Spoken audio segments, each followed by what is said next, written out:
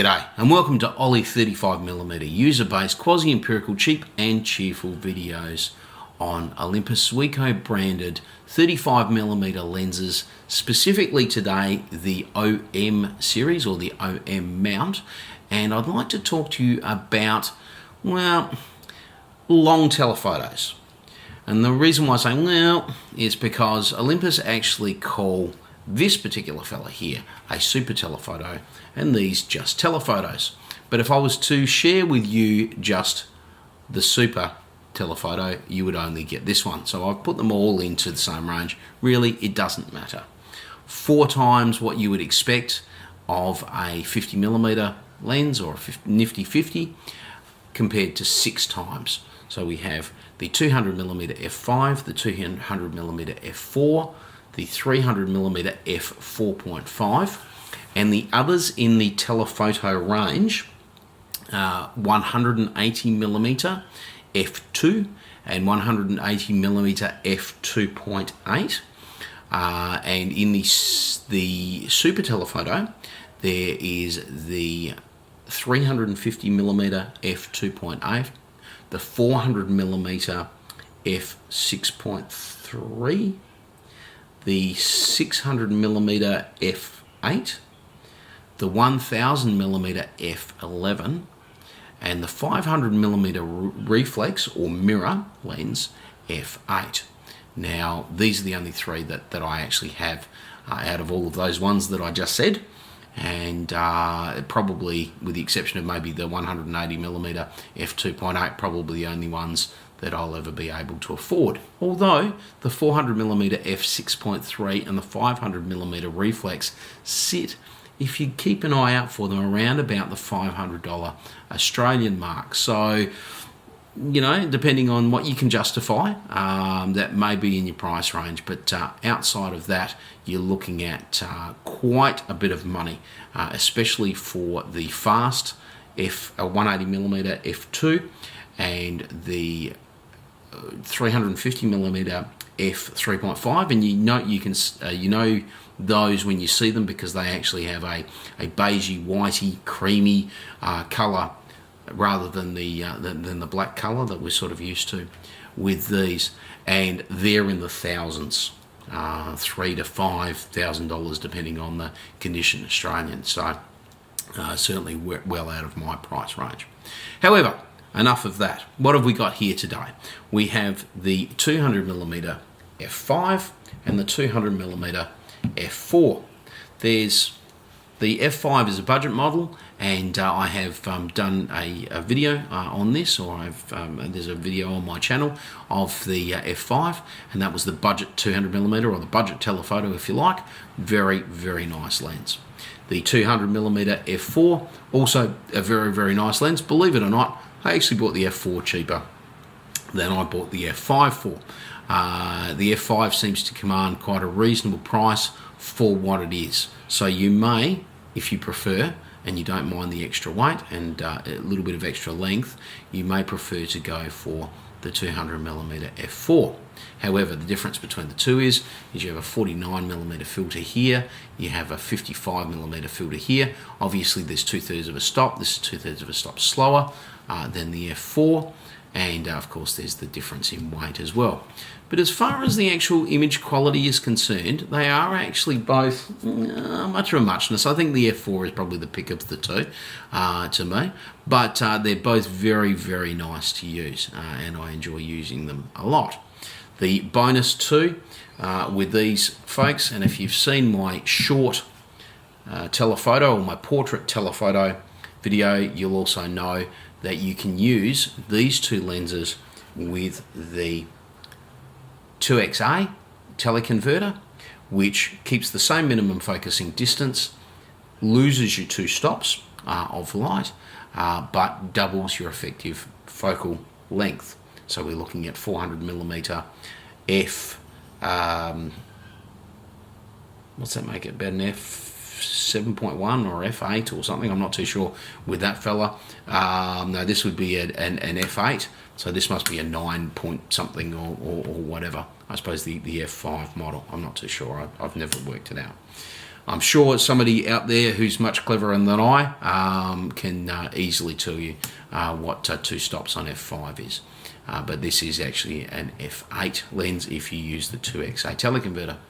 Only to be used with these 2 lenses plus the two 135mm f2.8, f3.5, 100mm f2.8, and the 100 to 200 Zuiko zoom. I wouldn't use it with any other lens. However, having said that, I've seen a photograph of the transit of Venus on Flickr with the 1000mm f11 and this particular teleconverter as well. So it's not as if you can't use them, it's just not recommended for the best image quality. So there we go, quite versatile lenses. You're looking at a minimum focus distance, and that was another difference between the two, of 2.5 meters for this fella here, but quite a respectable, oh actually, sorry, they're both 2.5 meters. I thought this one was 1.5. There you go. It shows I've been doing too many videos. I can't remember all of the specs. So they're both a minimum focusing distance of 2.5 meters.